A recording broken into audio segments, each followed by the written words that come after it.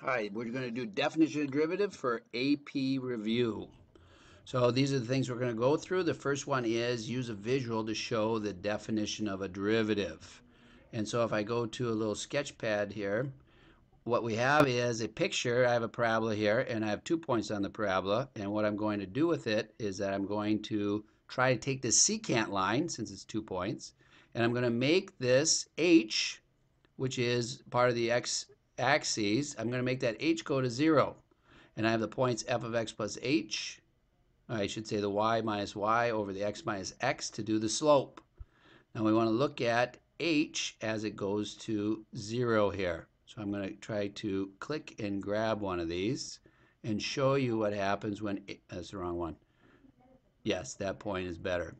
So as this goes to 0, what's happened in my slope? F of x plus h minus f of x all over x plus h minus x.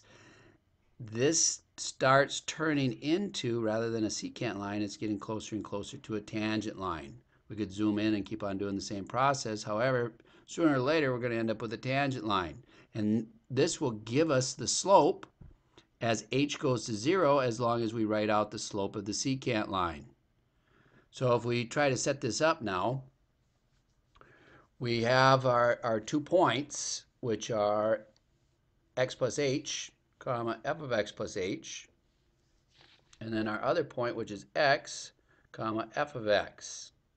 And what we want to do is put this into the slope formula, y minus y over x minus x. And then we take the limit as h goes to 0 of this. So that was the visual that we just did. Now we can simplify this denominator a little bit, and so I can rewrite this with just the h on the bottom. Okay, so we still have the limit. And when I write this out, this is all equivalent to f prime of x. This is our derivative. So it's the slope at a particular point on the curve. So how are you going to see this on the AP exam? Well, you'll probably see it in different forms than what I'm presenting here, but here's a few of them. What will happen is that you might see or might have to set up the derivative of a function. So I'm just going to do sine of x and show you that, and you can work it out from there. Now, what happens with this for the sine of x, we just use the same definition that we just had. It's always nice to start off with it and write it out. So sorry, but I'm going to write it out again. And what happens with this is that we just take the sine of x and plug it in wherever we have our f. If we had a polynomial, wherever we had x, we'd have to replace it with x plus h everywhere we have it. Don't forget to rewrite the limit as well. If you drop the limit, then it has different meaning. So the only time you can drop the limit is if you've done a direct substitution or evaluation.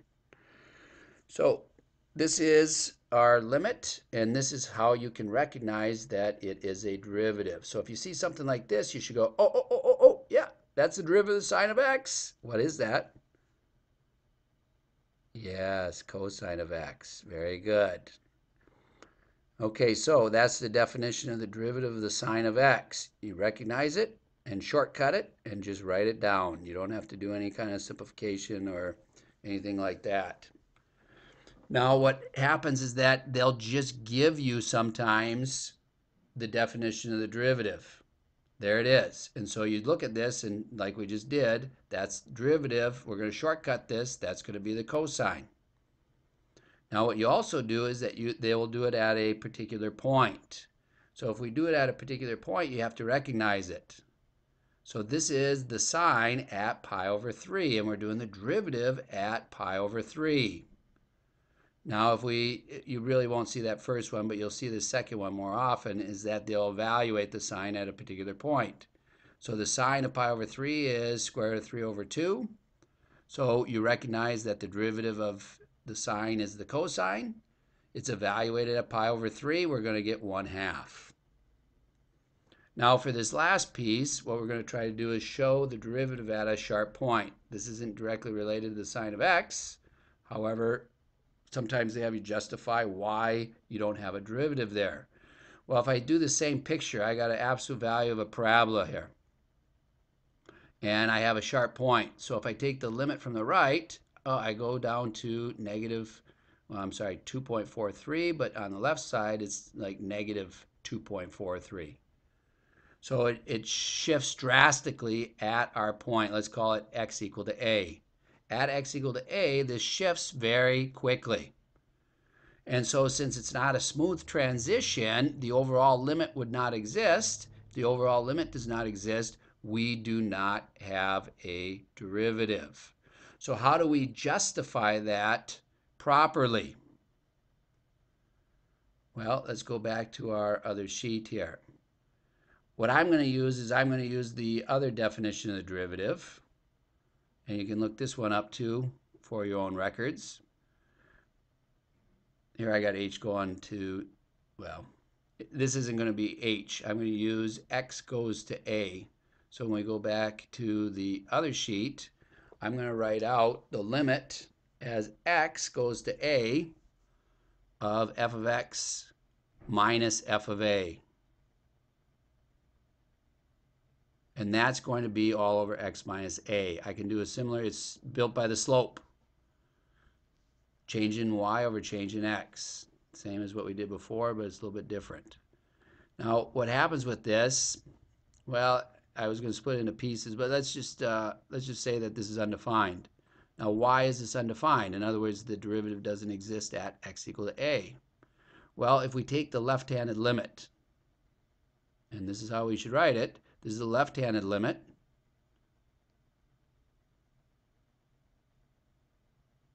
That is, for instance, negative, well, it's negative. Doesn't really matter, it's a negative value. And the limit as x approaches a from the right, that's going to be a positive value. Since the left-handed limit does not equal the right-handed limit, the overall limit does not exist. If the overall limit does not exist, we do not have a derivative at the point x equal to a. So f prime of a does not exist. So that's how you try to justify. Left-handed limit does not equal the right-handed limit. But you have to write it all out. You can't just say left-handed limit doesn't equal right-handed limit. They'll probably ask you to use the definition of derivative. All right, I hope this helps you, and good luck on all of your tests.